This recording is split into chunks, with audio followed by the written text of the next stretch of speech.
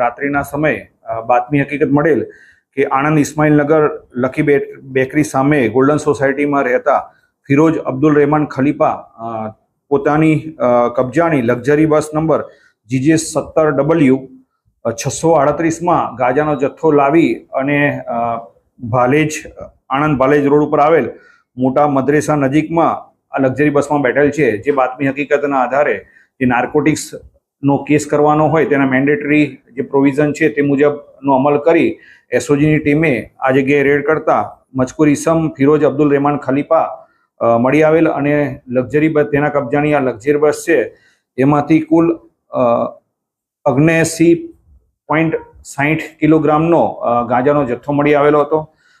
તેમજ આ આરોપી પાસેથી એક મોબાઈલ તેમજ લક્ઝરી બસ 10 લાખ રૂપિયા મળી કુલ 17,93,600 રૂપિયાનો મુદ્દામાલ કબજે કરવામાં આવેલો છે। અને આ